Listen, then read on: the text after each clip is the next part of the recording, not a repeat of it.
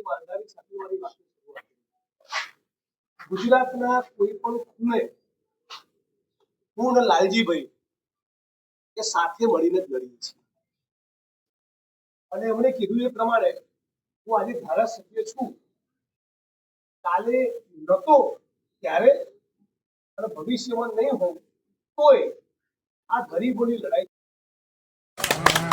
બહુ સ્પષ્ટ વસ્તુ છે। એવું ને એવું લાલજીભાઈનું છે, એ તો 1000% આવતી વખતે ધારાસભ્ય થવાના જ છે, પણ ના થાય અને આજે નથી એ બંને પરિસ્થિતિમાં લડે છે।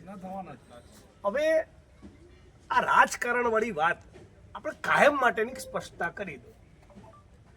દલિત સમાજના મુદ્દે મેં બહુ વખત જોયું છે, અત્યાચારની ઘટના થાય કે જિગ્નેશભાઈ આવે છે અને ભાજપ વાળા 11 જણા આવતા નથી, પણ કોક દાડો આવ્યો હોય તો હું ભાજપના ધારાસભ્યોનું પણ સન્માન જળવાય એવી સમાજને અપીલ કરતો હોઉં છું કે ભાઈ આમ આપણે રોજ ફરિયાદ કરીએ, કાંઈ આપણી વચ્ચે ઊભા રહેતા નથી, આવ્યો છે એટલે ગાળો ના કાઢો, પણ રાજકારણની વાતમાં એક જ વસ્તુની બહુ સ્પષ્ટતા આપણી વચ્ચે હોવી જોઈએ।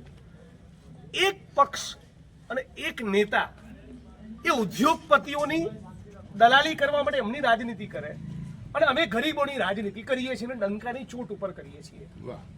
મારો વિપક્ષ તરીકે મારો ધર્મ શું, મારી શું જવાબદારી? આ ઘરો તૂટતા હોય એટલે મારે બેહી રહેવાનું ના, મારે મીડિયામાં બોલવું પડે અને તમારી વચ્ચે આવીને બોલવું પડે અને રેલી કરવી પડે અને આંદોલન કરવું પડે અને વિધાનસભામાં બોલવું પડે અને વિધાનસભામાં આ વખતે તક મળશે તો બોલવાના ખરા કે તમારા બાપનો દેશ નથી તોડવા બેઠા।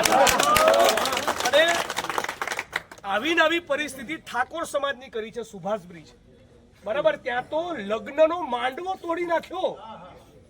લગ્નના દિવસે જે દિવસે વરઘોડો આવવાનો હતો, હું લાલજીભાઈ બંને કહેતા, એ દિવસે આખો માંડવો તોડી નાખ્યો। અત્યારે જઈને તમે પૂછો તો હજી સુધી ત્યાં કોઈ કામ ચાલુ કર્યું નથી અને તમારે કંઈ કામ 1 વર્ષ સુધી શરૂ નહોતું કરવાનું તો કોઈની બારાત આવેલી હોય, કોઈની જાન આવી હોય, એનું કેટલું અપમાન તમે કરો છો। એટલે એ ત્યાં નવરા કરી કાઢ્યા।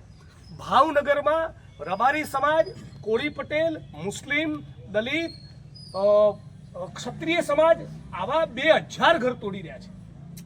અંબાજીમાં તમે જોયું મોટાભાગનો ગરીબ વર્ગ, પણ એ ગરીબ માલધારીઓની વચ્ચે 2-5 ઘર એવા બી હતા જેની કિંમત 80 લાખ રૂપિયા થાય અને 80 લાખનું મકાન તોડી તમે પેલું કોઠા જેવું લાખ રૂપિયાનું મકાન આપવાની વાત કરો છો, આ કઈ રીતે ચાલે? એટલે મારું એ કેવું છે કે આ બધા જ પીડિતોને વિધાનસભા ચાલુ છે એ દિવસે ચલો ગાંધીનગરનો કોલ આપીએ તો કેવું રહે? અને આખા ગુજરાતમાંથી જે લોકોએ મારો કે ભાઈ દેવ દેસાઈનો, કપિલભાઈનો કે લાલજીભાઈનો સંપર્ક નથી કર્યો એવાય 10 જણા સુધી મેસેજ પહોંચશે, એ એમની રીતે આવશે। અને ભારતીય જનતા પાર્ટીમાંથી કોઈનું દિલ સારું હોય અને ગરીબ માટે લાગણી તો મોસ્ટ વેલકમ, તમે આવો, બરાબર? તમારા મનમાં ખોટ ના આવતા આવો। આ તો આ ભાઈએ કીધું એ પ્રમાણે બધું નવરું કરી નાખે પછી દલાલી કરવા માટે આવું છે, બરાબર?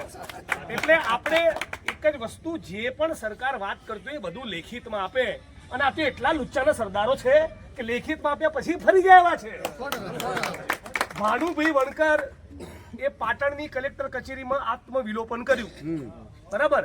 એ આ જ દિવસ હતો ફેબ્રુઆરીનો આજ, અને એમાં 4 દિવસ સુધી અમે લોકો ડેડ બોડી ના લીધી। રાત્રે 11 વાગે IAS IPS ઓફિસરો સહી કરી કે આવી જેટલી દલિતોની જમીનમાં દબાણ હશે બધા દબાણ ખુલ્લા કરીશું, એમની સ્મૃતિમાં સ્ટેચ્યુ બનાવીશું, ફલાણા અધિકારી તપાસ કરશે, આવી બધી માંગણીઓ લેખિતમાં આપી। એ વાતના જે 7 વર્ષ થયા, એટલા લુચ્ચા છે કે આમની જોડે નખાણ ના લઈએ તો જિંદગીમાં તમને પૂછશે નહીં। આ તો શું દેખી રહ્યા છે કે આખા ગુજરાતમાં બધું ચહેરાઈ ગયું, આખા રવારી સમાજમાં, ઠાકોર દલિત સમાજમાં મેસેજ ગયો છે, ભવિષ્યમાં રાજકીય નુકસાન થાય એની બીકે કરી રહ્યા છે, બાકી પૂછવાય ના આવે, હજી 2 ધોકા વધારે મારે આ એવા છે।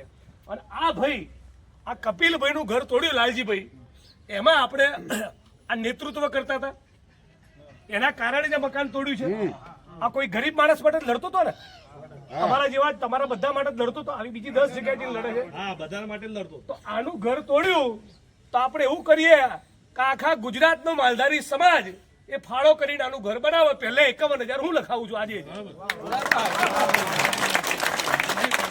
સરકારને મેસેજ આપીએ બરાબર, પણ આ એકદમ સ્પષ્ટ કિન્નાખોરી છે કે તું આ મુદ્દે ભવિષ્યમાં બોલતો નહીં તો તને નવરો કરી નાખીશું. મને આસામની જેલમાં નાખેલો, એક ટ્વીટ કર્યું નરેન્દ્ર મોદીની સામે, 2500 કિલોમીટર દૂર આસામની જેલમાં નાખ્યો. શેના માટે? મેસેજ આપવા કે ફરી તમે આ બધા આંદોલનો કરશો તો તમને નવરા કરી દઈશું. આ દાદાગીરી તો તોડવી જ પડે, ચાલે જ નહીં. એટલે એને જે ધમ પછાડા મારવા મારે. આપણી બે વાત, બધી જ માગણીઓ લેખિતમાં તમે આપો અને આ તારીખે આટલા વાગે નક્કી કરો તારીખ. આજે શક્ય બને તો આજે તારીખ નક્કી કરીએ, નહીં તો 2 દાડા પછી લાલજીભાઈને તમે બધા કહો ત્યારે ચલો ગાંધીનગરનો કોલ આપો. વિધાનસભાનું સત્ર ચાલુ છે, વિધાનસભા આગળ જઈએ. બોલો ભાઈ, ન્યાય કરે ગુજરાતની સરકાર અમારો. સાચી વાત. મુખ્યમંત્રી કહે છે ને કરવું છે તો આ પણ મને લેખિતમાં અમારે વિધાનસભા આવવાની જરૂર ના પડે એવું કરી આપ. બરાબર. એટલે ઠાકોર સમાજ, દલિત સમાજ અને માલધારી સમાજ, આ 3 સમાજની ભાવનગરમાં, અંબાજીમાં, ઓઢવમાં, સુભાષ બ્રિજમાં ગઈકાલે એક લગ્ન પ્રસંગમાં મને 200 કરોડ એક નોટિસ આપી છે નરોડામાં દલિત સમાજના. વટામણમાં દેવી પૂજક સમાજનો નોટિસ. બધા જ લોકો આપણે ગાંધીનગર વિધાનસભાનું સત્ર ચાલુ છે એ વખતે જઈએ અને એ અંદર અમે લોકો ધમાલ કરીશું, આ મુદ્દે બોલીશું, લડીશું અને બહાર તમે લોકોની સાથે પણ અમે લોકો હશું. પણ આ જો પોલિટિકલ પ્રેશર નહીં આપીએ તો આ તોડ કરશે. ઘણી જગ્યાએ 200 લોકોના ઘર તોડ્યા, પછી 50ના તોડશે, પછી 250ના તોડશે, 150ના તોડશે. આપણે એક રાજકીય શક્તિ નહીં બતાવીએ કે ખબરદાર જો અમારા ઘર તોડ્યા તો ગુજરાતની ગાદી પર બેસવા નહીં મળે. આ મેસેજ જો આપણે આપીએ નહીં તો તોડવાનું બંધ કરશે નહીં. હવે એક વસ્તુ સમજી લો, તમારા હાલ આજે મારી સામે જે વડીલો અને યુવાનો બેઠા છે એમાંય હશે કેટલાય, બરાબર, પણ હજી ના સમજ્યા તો સમજી લો. આ ઘોર ગરીબ વિરોધી સરકાર છે. આમને ગરીબો માટે, આદિવાસી માટે, ઓબીસી માટે, દલિતો માટે નફરત છે. એમને જોઈતા જ નથી. આ તો જખ મરાઈ તમારા વોટ વગર સત્તામાં આવી ના શકે એટલા માટે આપણે પૂછે છે, બાકી પૂછે જ નહીં. એટલે આપણે આમને પોલિટિકલ નુકસાનની ચેતવણી નહીં આપીએ તો આપણી વાત નહીં સાંભળે. અને આને રાજકારણ કરવું કહેવાય તો અમે થોડી કે ભજન મંડળી ચલાવીએ છીએ. રાજકારણમાં છીએ તો રાજકારણ કરવાના જ. તમે ઉદ્યોગપતિઓનું કરો છો, અમે SC ST OBC નું કરીએ છીએ, ખેડૂતોનું કરીએ છીએ. તમે લૂંટનારા પૂંજીપતિ 15% કરો છો, અમે ગરીબ SC ST OBC માઇનોરિટીના 85% કરીએ છીએ. આટલી સ્પષ્ટ વાત છે. એટલે આપણે બધી જ માગણીઓ આપણી લેખિતમાં આપે અને ગાંધીનગરમાં જવાનો એક મોરચો આપણે બધા તૈયાર કરો. નેતાને છેલ્લી વાત, નેતાને બીક શું લાગે કે મરી ગયા, મારા વોટ તૂટ્યા તો નેતા દોડે. ત્યાં તમારે એને કરંટ આલવો પડે. બાકી એના મનમાં એવું હોય કે રેલી કરવા દો, ધરણા કરવા દો, આંદોલન કરવા દો, ફરી હું જીતવાનો છું તો નેતા બીજા 10 મકાનો તોડશે. નેતાને પ્રેશર આપવાની જવાબદારી આપણી.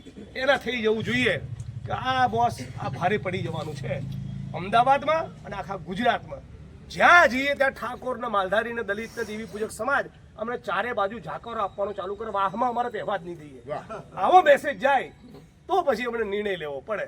બાકી પ્રેમની ભાષા કોઈ દાડો સમજ્યા નથી ને સમજવાના નથી. એટલે આપ તમામ લોકો લડો, હું તમારી સાથે છું. મારે જ્યાં મદદની જરૂર પડે ત્યાં તમે આવીને ઉભા રહો, તમને મદદની જરૂર પડે ત્યારે હું આવીને ઉભા રહું. આપણે બે ભેગા થઈને આ વટામણના દેવી પૂજક સમાજની જોડે ઉભા રહીએ. વટાપણના દેવી પૂજક સમાજને કહીએ તો વટામણનો દેવી પૂજક સમાજને, અંબાજીનો માલધારી સમાજને, ઓઢવનો માલધારી સમાજને, નરોડાનો દલિત સમાજને, સુભાષ બ્રિજનો ઠાકોર સમાજ બધા ભેગા થઈને ભાવનગરની મદદે જઈએ. બધા ગરીબો એકબીજાની પડખે ઉભા રહીને લડે. એના સિવાય કોઈ આ ગુજરાતમાં આપણા માટે વિકલ્પ જ નથી. અને આપણે સાથે મળીને લડીશું. 10 જગ્યાએ લડીશું તો 2માં તો કંઈક પામીશું ને. નહીં લડીએ તો કશું મળવાનું નથી. એટલે લડીશું. અને મને વિશ્વાસ છે કે અત્યારે જે પ્રમાણેની તમારી તૈયારી હું જોઈ રહ્યો છું, તમારા ચહેરાનું જે નૂર છે એ બહુ ક્લિયર દેખાડે કે તમે લડવાના મૂડમાં છો. અને માણસ લડવાનું નક્કી કરે તો કંઈક તો પરિણામ મળે જ. અને પરિણામ આપણે લઈશું. અને બધા જ આપણા બધી તમામ માગણીઓ એ સરકાર લેખિતમાં સ્વીકાર કરે. એ લેખિતમાં વાત ના કરે ત્યાં સુધી આપણે આંદોલન મૂકવાનું નથી. આટલી વાત. ગાંધીનગરની તારીખ